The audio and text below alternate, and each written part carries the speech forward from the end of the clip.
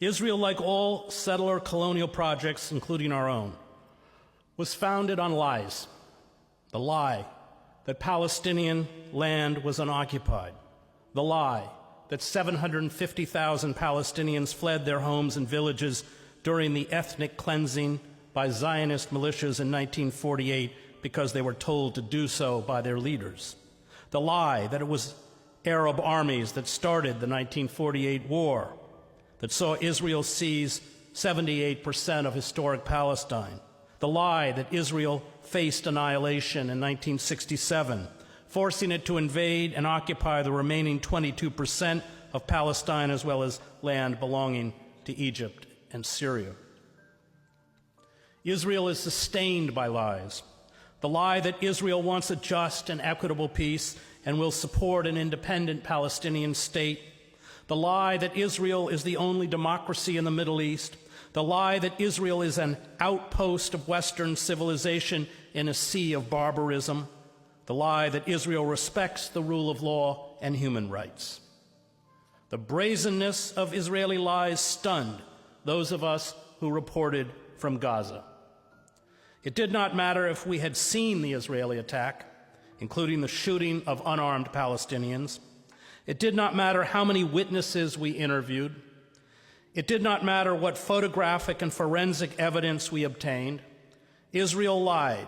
Small lies, big lies, huge lies. These lies came reflexively and instantly from the Israeli military, Israeli politicians, and Israeli media. They were amplified by Israel's well-oiled propaganda machine and repeated with a cloying sincerity on international news outlets. Israel engages in the kinds of jaw-dropping lies that characterize despotic regimes. It does not deform the truth. It inverts it. It paints a picture that is diametrically opposed to reality. Those of us who have covered the occupied territories have run into Israel's Alice in Wonderland narratives, which we dutifully insert into our stories, required under the rules of American journalism, although we know they are untrue. Israel has invented an Orwellian lexicon. Children killed by Israelis become children caught in the crossfire. The bombing of residential districts with dozens of dead and wounded becomes a surgical strike on a bomb-making factory. The destruction of Palestinian homes becomes the demolition of the homes of terrorists. The big lie feeds the two reactions Israel seeks to elicit: racism among its supporters and terror among its victims. The big lie fosters the myth of a clash of civilizations, a war between democracy, decency, and honor on one side, and Islamic terrorism, barbarism, and medievalism on the other. The big lie abolishes nuances, ambiguities, and contradictions that can plague conscience. It is designed to create cognitive dissonance. It permits no gray zones. The world is black and white, good and evil, righteous and unrighteous. The big lie allows believers to take comfort, a comfort they are desperately seeking, in their own moral superiority.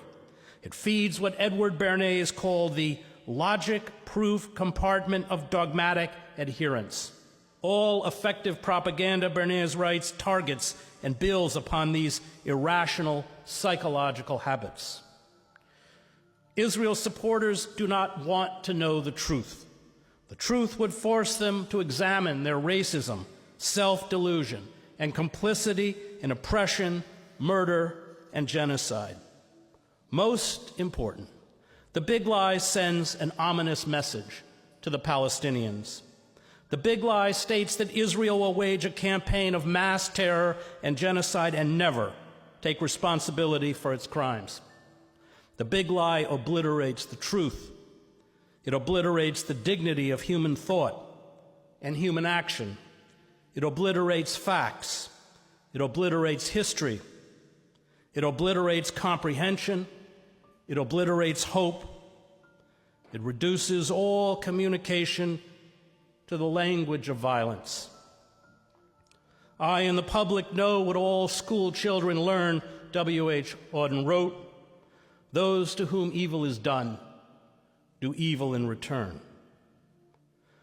The longer the genocide continues, the more absurd the lies become. There are big lies, the obliteration of Gaza and wanton killing of thousands of Palestinians. Israel insists is a targeted effort to get rid of Hamas. And there are small lies, 40 beheaded babies.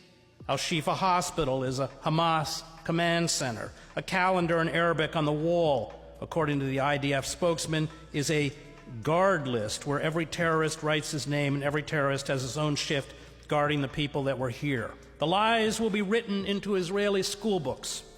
The lies will be repeated by Israeli politicians, historians, and journalists. The lies will be told on Israeli television and in Israeli films and books. Israelis are the eternal victims. Palestinians are absolute evil. There was no genocide. The lies create cognitive dissonance where fact becomes fiction, fiction becomes truth. The lies make any discussion of genocide and ultimately reconciliation impossible. And Israel, like the perpetrators of past genocides, will pretend it never happened. But the lies used by Israel to absolve itself of responsibility will eat away at Israeli society. They will corrode its moral, religious, civic, intellectual, and political life. The lies will elevate war criminals to heroic status and demonize those with a conscience. Israel's genocide, as with the 1965 mass killings in Indonesia, will be mythologized, an epic battle against the forces of evil, just as we mythologize the genocide of Native Americans and turned our own settlers and murderous cavalry units into heroes.